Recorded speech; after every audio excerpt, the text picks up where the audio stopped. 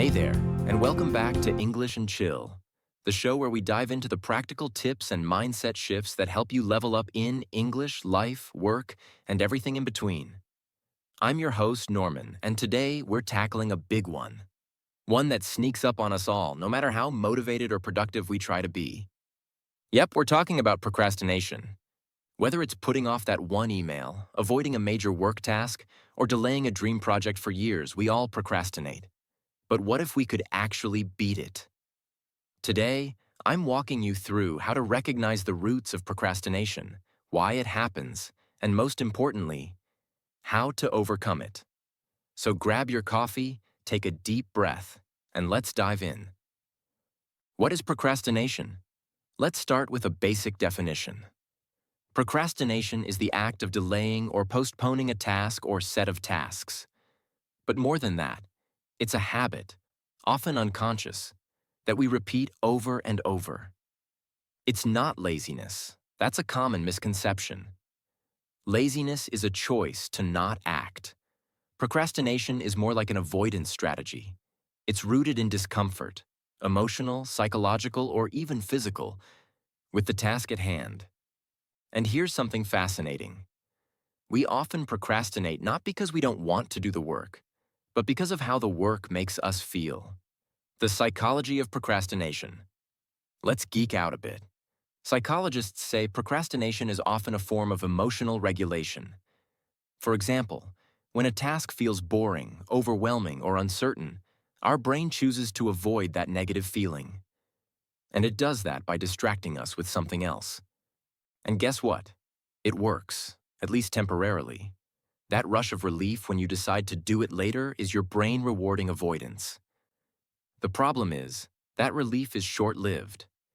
And when the consequences catch up, a deadline, a missed opportunity, the stress of piling tasks, we feel guilt, shame, and anxiety, which can lead to more procrastination. It's a vicious cycle. But here's the good news. It's totally beatable. Before we dive into solutions, let's explore a few common procrastinator types. You might recognize yourself in one or more of these. 1. The perfectionist. You put things off because you're afraid they won't be good enough. 2. The dreamer. You love planning but struggle to take action. 3. The worrier. You fear failure or rejection, so you avoid starting. The crisis maker. You thrive under pressure and only act when the deadline is right in front of you. 5. The busy bee. You fill your time with low-priority tasks to avoid the big ones.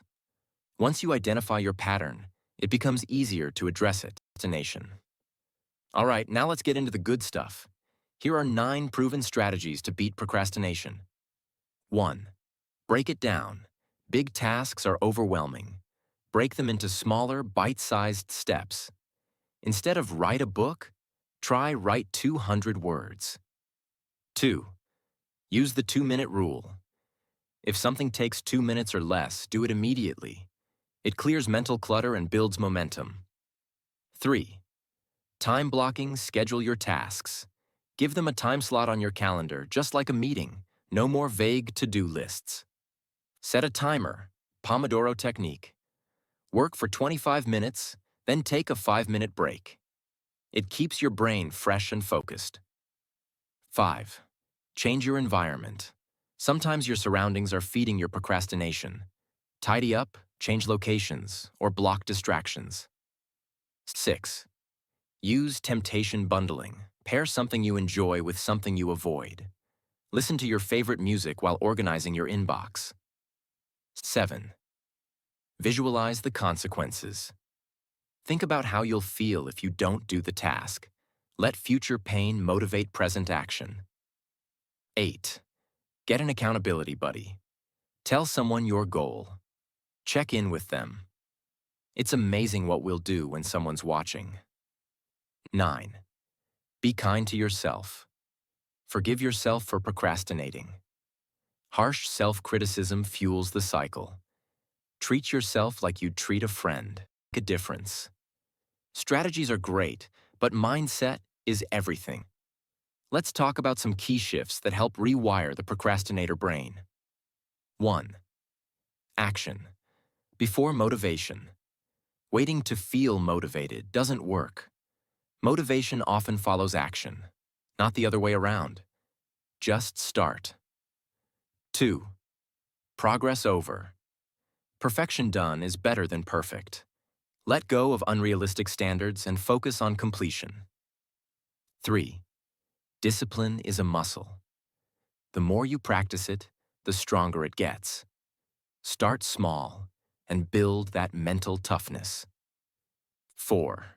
Your future self matters. Think of your future self as a real person. Every small act of discipline today is a gift to them. What's really stopping you? Let's pause for a moment and get personal. Ask yourself, what am I avoiding right now? Why? Is it fear? Is it self-doubt? Is it because I don't feel like I'm good enough? Sometimes procrastination is a sign we need to do inner work. Maybe we need to let go of limiting beliefs or start trusting ourselves more. And that's okay. Be curious, not judgmental. Explore what's underneath your procrastination, and you'll find the power to move past it. Let's wrap this up with a challenge. Think of one task, just one, that you've been avoiding. Pause this episode if you need to. Write it down. Now ask yourself, what's the first tiny step I can take? Can I do it today? Can I do it now? Start there.